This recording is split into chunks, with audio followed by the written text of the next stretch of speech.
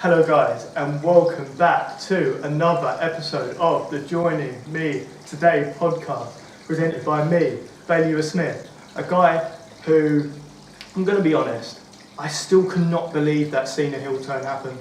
I know wrestling fans won't care about me talking about this, but wrestling fans will care, and I still cannot believe that happened. Like, I had to talk about it. I'm in disbelief, and I just needed to get it out.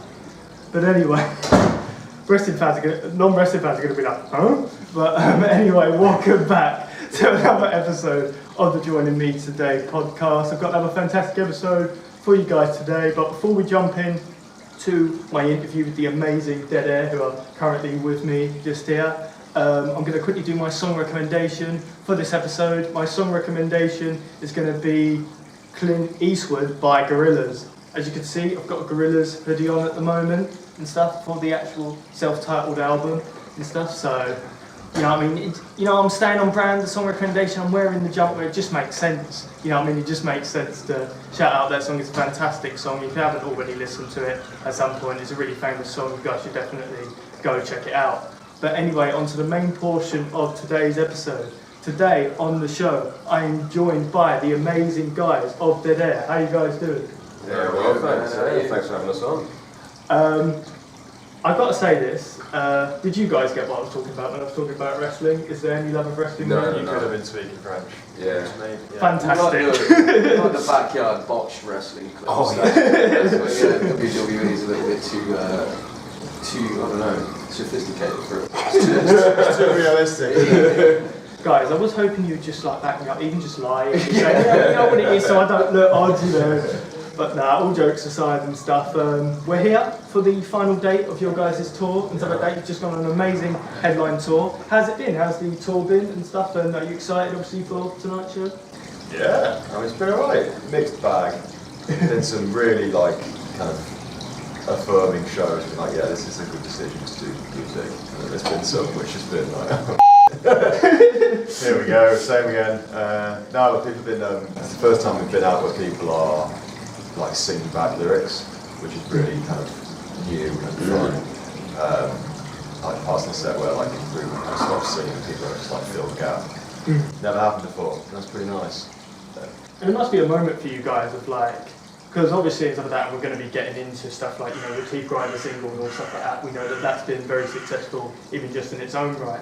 But it must be nice to be like, yeah, we sort of know and stuff like that, our music's got out there a little bit, we've been doing this for a little bit, but there in the room have people singing back to you, it's that like sort of confirms to you, oh okay, you know what I mean, there's people here backing what we're doing, supporting what we're doing. It must have been that sort of feeling for you guys. Oh, 100%. Yeah, it's been, I just can't really believe it. It's still, you kind of pinch yourself every time you see it. It's just people coming up and saying, we've been travelling from this area or this area. We had a guy come from, two people from Mexico. He wasn't actually coming from Mexico specifically, but he's like, I found you in Mexico, now I'm here and I get to see you. It's like, this is There were some people from Kentucky.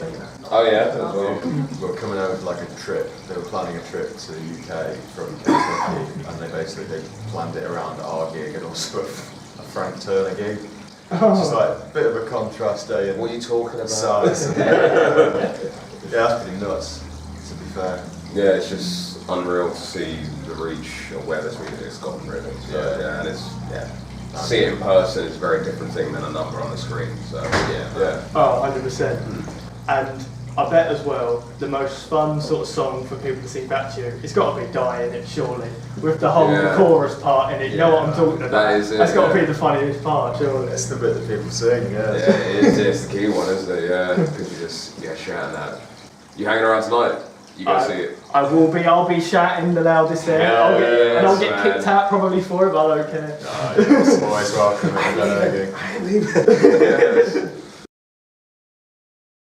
Oh yeah, how are we for swearing and stuff on this? It'll be sex and stuff, so that's fine. Sweet.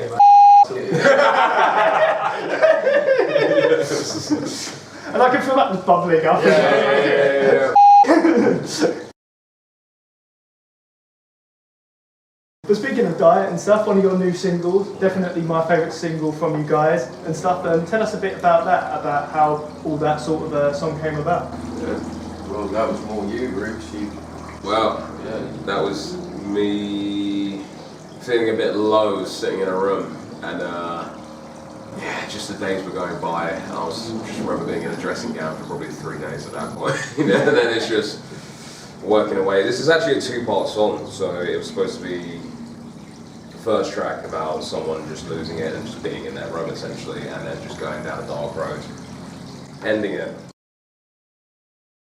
Then coming out of it, waking up in the afterlife and going, why the did I do this? And that's essentially what Die is, which is why it's got that bridge, which is just kind of like, I need that redemption, take me back, I want to go back. So yeah, that was it. And then I kind of brought it to the lads, and immediately the drums just changed completely.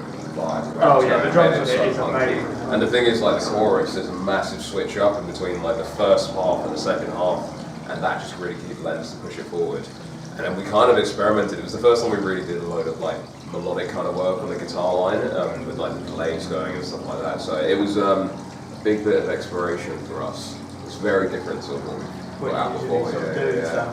Well, I actually found out some of that with research for this episode, and some of that about it being a second part to like a 2-part kind of like song sort of collection and stuff. But that first part doesn't exist though, does it? And stuff? No. Is there any plans to eventually do it, or? We'll throw it in. It's not going to be the next project. The way we write's very weird. So like, we'll be. It's why it took so long to get these songs out, because you write them and you're like, yeah, these are good. Kind of finish them, and you go and practice and whatnot, and then Lyle would start doing something and we just play along to it. That's better. And then it just kind of, everything just kind of replaces the old stuff, because it just is like, all the records we love are always the ones that kind of like captured live. Like the first Rage album is they just pretty much recorded it live in a room, and we kind of just always move on to something that seems a bit more exciting. But I think hopefully it will. It's One Room, isn't it? Yeah, it's One Room. Yeah. It's a bit more of a poppier tune actually than our usual stuff. Yeah, we've there's like parts of songs and stuff we've kind of like never been able to get right, and it just like really bugs you out. Where you're like, oh, this is so good up to like there. Yeah. About what to do, and we all kind of want it to change, but I have no idea. So hopefully it will. It's called One Room. So. There we go. This is where it is. I will say as well, when I sort of heard and stuff like that, you guys had created this second part and stuff like that without doing the first part. I will be honest, I do feel like that was like your Star Wars moment, and that's all that went through my head. I was like, they've Star Wars their own stuff, but that's amazing. When you say the Star Wars part, what do you mean? What do you mean? What do you mean? We came up with episode 4 from Yeah, sweet as. You're really far. Have you watched? You've seen I've Lord of seen the Rings, all of haven't it. you? Oh no, Lord of the Rings I still need to go and watch. You know what? Right. You know what's Everyone's gonna hate the fact that I don't really watch movies.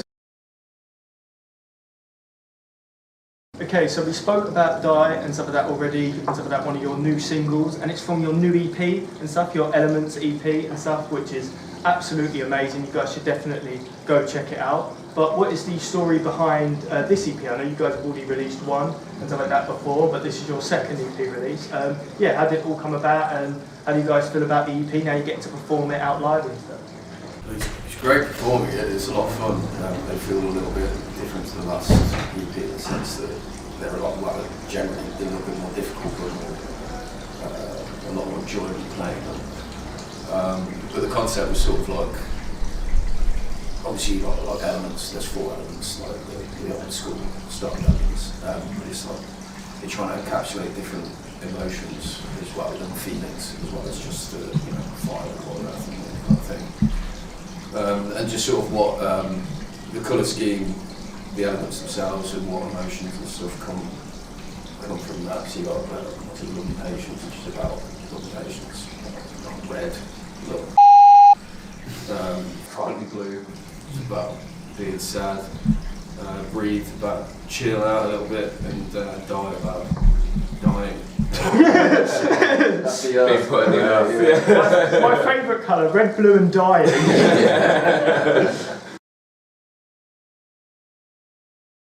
The EP and stuff like that is sort of amazing, and the artwork is really awesome and stuff. What's the story behind that and stuff like that? It's it's a really cool style to it. Yeah. Reuben's girlfriend met this artist at uni, who we basically used for the first EP. And she's brilliant. She's a tattoo artist, and she's a graphic designer and whatnot at uni. Yeah. And we just kind of loved her stuff, and she designed the first one. We kind of gave her this concept, and she actually did it on a canvas. She's currently in my house, but we kind of rotated around the flats. And we kind of just like explained the concept to her and like let her crack on with it. She reminds me a bit of, I used to read did you ever read like the Edge Chronicles books? But I think it was Chris Riddle was the guy, and they had like these really unique characters for each book, but they were like consistent throughout. And basically she's a bit similar, like she designed these, I think it was like 3 or 4 characters that she uses in like all of her stuff, and they're like her creations. And she would kind of do the same for us, and like in the first one there's like a little caricature of us in the corner, which is kind of fun. But we literally just said to her like, just crack on. Yeah. Oh, another book. Did you see that? Yeah, that was. Oh, now it's in my jumper. There you go. Oh, you. Yeah, sweet. But no, her name's Sarah, and she's brilliant. So it's like, crack on, mate. And I don't think we've ever sent anything back that she's done. No. It's 1-2 drafts and then we're good. She's always smashed it. Yeah. We gave her the ideas of what to draw. Yeah. So we're not just saying like, crack on, see what happens. So Yeah. we wanted to look like this, do that. Yeah. And it's good as well. There is a brief. Yeah. Just design us something, we'll just accept it. But I feel like though it suits you guys so well and stuff like that, like sort of your identity, what you guys are going for. And sometimes you can have that disconnect if you use sort of an outside person and stuff like that to your guys' creative visions and stuff like that. It can kind of get lost in translation what you want and stuff like that. But I feel like you see it and you're like, oh, this just works brilliantly for the songs and for you guys. So it's definitely really, really, really awesome. We've focused on your current EP. Now I want to go to your second EP. Now I want to go to your first EP because we've got to talk about Teeth Grinder and stuff like that. That song and stuff like that has got, I think over 900,000 streams. When did it go over? I haven't looked at it for a long time. Yeah, altogether it's probably not far off from that or 1 million. Yeah, which is pretty nuts. Wow. Yeah. This is a crazy one. That. What do you want to know about it? Like, yeah, it's just like, where did we begin? Yeah, I'd just like to know some of that, sort of how that song itself came about, and when did you guys realise it was picking up the traction it was, and stuff, especially for a band and stuff like that, that small sort of indie sort of underground scene? Yeah, Lyle for the conception, because that was. Yeah, you wrote the song. Oh yeah. Yeah. Well, at the start, the intro riff was the first thing that came about of the song. I think I was just trying to do like a Rage Against the Machine kind of riff. Came up with that. And I was like, there's no else to do with it. And then, yeah, I think I showed you guys and I was like, well, what do I do from there? And you were like, well, just add a chord in, what do we do? Just stop thinking about it too much. So I added a couple of lines already. And then, yeah, got the verses down. And then the chorus was just sort of a bit of an unknown. We had these chords and then you just went sort of ham on the chorus and we got the way we got to that bit in the chorus was through me, and I always like to tell this to other musicians, especially, is that I did not like the song. Really? I really couldn't vibe with it, but there's a moment where, especially when you're doing a group project, you see the trains kind of going that way, you kind of just gotta go, let me just check out for a sec and just let them explore, and I'll join when I can. And that's how that chorus kind of came about. It's like, okay, I feel like there's something that I can add to it at this point. But yeah. It's actually the annoying thing about the mix, and that EP in general, actually, I think if we recorded it now, that was literally the first thing we've ever recorded, well, apart from Am I High, which kind of was like very early days of the band. It's the first thing we'd ever kind of like recorded properly, like all of us together, and just all of us individually as well, like actually in a proper studio. And I think there's a lot that we would change and do differently. Like for me in the chorus, you can't hear, like he's playing like a sick bass riff, like, and you can barely hear it, which is why it's such a different experience live, because it really comes through. And like even looking at like the latest EP, the stuff we're doing now that's going to be released, that's a date to be announced.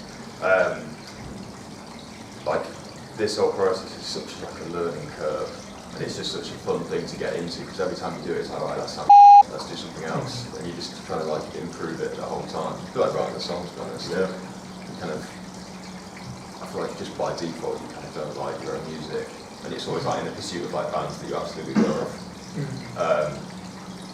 But this actually wasn't the single for that EP as well. We was IDCF, we were convinced that was the song because it was killing it at the live show. Yeah. Yeah, so it kind of just took us a bit by surprise.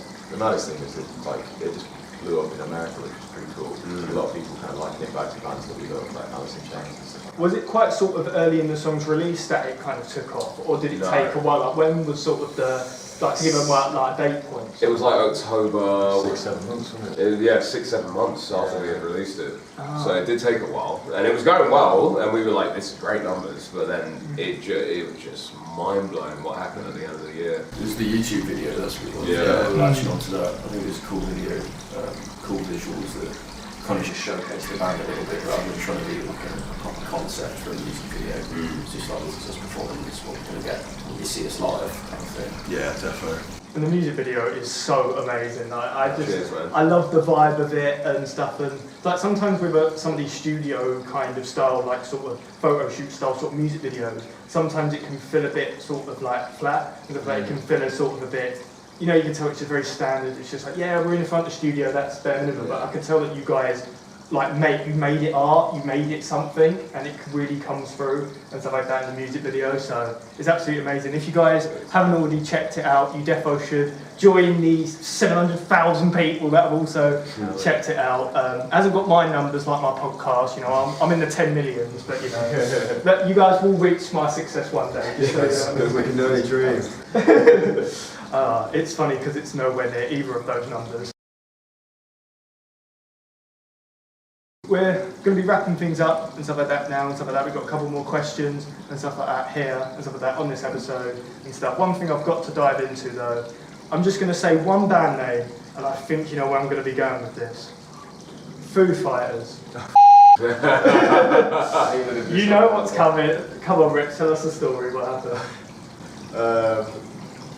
Well, yeah, basically I did play on stage with the Foo Fighters, but it was basically, I've seen him do it before, and I was on, like, I love the Foo Fighters growing up, like my favourite band. Taylor Hawkins is like my favourite drummer, always will be. Close second, Danny Carey from Tool, but Taylor Hawkins is just elite bloke. Rest in peace. But basically, they brought up this guy who dressed up as Gene Simmons or something, and I saw it, like they've done it a couple of times. I was like, this, I'm going to give this a go. So I was in Croatia with my friend Jazz, shout out Jazz, and we found like a cardboard sign in a bin, essentially, and just wrote, that's, you know, let me have a go, basically. And they did. Yeah, it was pretty surreal. It was kind of one of those moments where it was like, oh, I mean, like, if that happens, surely we can make music work. Like, life's not that. That's pretty cool, like, once in a lifetime thing to do. And yeah, pretty much like when we got back, me and Lyle were living together in Brixton, and we were like, right, let's go to a rehearsal studio, we're going to do this. Not that isn't why the band started, but definitely for me, it's like, if that can happen, we can definitely try and do music. Because it'd never been, we both went to uni, and like, never really played music together. Got jobs like coming out of uni when we were like very on the track to just kind of get jobs cracking on. And then the band just kind of took off, well, a little bit in the background, and it's kind of, oh, probably, if we, you know, really put our heads together and do this, maybe it can become a thing. I'd love to support the Foo Fighters if you're listening. You have already played on stage with them, so that's kind of your way in. You'd be like, hey, if I weren't there. I have drunkenly messaged them a couple of times, deleted the next day. But no, if they're once all this so you're PR telling me stuff's you out of the treated way. Foo Fighters like an ex? basically. You drunk texted, ex-texted the Foo Fighters. No, well, text isn't pushing it. If I had Dave Grohl's number, I think I'd have been blocked by now. No, Remember that time in Croatia? Yeah, man. No, I think that would be a fun story. Take me back. Yeah. It was weird. We were saying in the car yesterday. Since he passed away, it's been just watching their live shows. Like, sounds noticeably different, not for better or worse, but it's like as a drummer, like it does sound. The feel is different, which is really interesting to see. It makes me think of like with Sum 41 when they changed their drummer. Yeah. It wasn't better or worse. It was different, but still good sort of. Yeah. And I can follow all these like fan accounts of stuff like Taylor Hawkins and whatnot. And he is just such a good drummer. It's like just such a massive loss for the kind of music world. Yeah, it just felt like a weird. It was weird. Like I got some sticks from the show. Like I don't know. Like, I didn't know the bloke, but it's just sad, isn't it? Crazy. Yeah, really sad. But yeah, that's been and stuff like that. Another fantastic episode and stuff of the Joining Me Today podcast and stuff like that. Joined by the brilliant guys and stuff from Dead Air and stuff. We're going to be getting into the final question. I asked this. Hang on, that's not going to be the final question because I forgot to do the song recommendation. Oh. There will be 2 more questions, Hey. and I think you guys, you know what's coming now. Song recommendations from each of you guys. What would you say? Go on first, Lyle. Turnstile, Holiday. Great tune. Love Turnstile. We all love Turnstile. We do. We do Best love gig it. we've Yeah, been it to was together. insane that. That's alright, I've got to pull up Spotify. Actually, yeah. And while you're actually thinking, I'm going to quickly say, this definitely isn't the 3rd time I've done this on my episodes. I keep forgetting my guest song recommendations. This definitely hasn't happened before. I'm going to say either Rosetta Stone by Tool or Right in 2 by Tool. Because both times, but both times I've either been drunk or something else, and I've been in the shower listening to those songs and literally had like an out of body experience. Just like sat on the floor like, oh my god. I like your stories involving you being drunk. What? That's a euphemism. But no, we went to see Tool when we lived in our flat in South London, and it was genuinely like That was outrageous. outrageously good. It was one of the best nights of my life. And we had to go to work at like 6 o'clock in the morning the next day. It was like a horrible thing, but they're so good. We even flew to New York to watch Tool. Really? Oh yeah. Big one too. Was that That would be a support gig. I'm doing Roots. Sepultura, yeah. So those are some really good song recommendations that I was able to put in because I nearly forgot it. To get into the actual final question and stuff like that that I do with every episode as well, what is the most important piece of advice? If you was to give somebody a piece of advice, what's the most important piece of advice you guys would like to give someone? Music related or just life in general? Whatever you're feeling, whatever like comes Don't around. expect too much and just chill out a little bit. It's not that important. Shit, yeah, that's definitely one. Yeah. Top that, lads. It's really cliche, but obviously just don't stop doing what you love. I know, but these past 2 weeks have been something special. Expensive as well. I don't think I could go, going back to work is going to be horrendous, but it's really cemented the fact that this has got to happen now. I've got to get back to this. Buy yourself a dog. Dogs are the best. I bought a dog for my girlfriend and it's the best thing I ever did. I both like that advice and also didn't expect it, I will be honest. That's legit then, that's a life XP. Yeah. Big up Jasper. Big up Jasper. JP.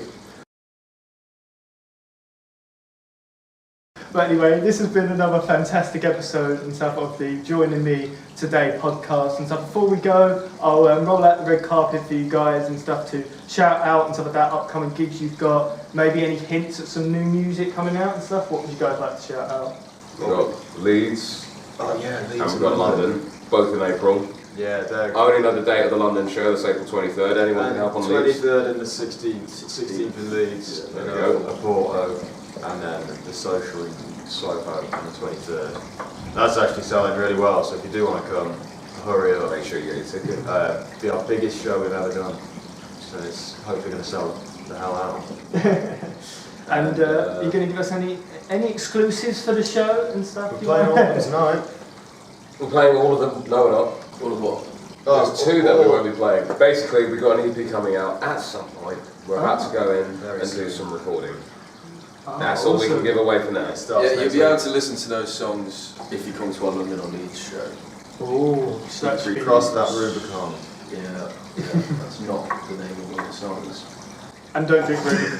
And don't drink Rubicon because it's horrible. But You what? This is all about Ignore him. this is the first episode where I've been violently punched. But anyway, hope you guys enjoyed this episode. See you guys next time. Peace out. That's it.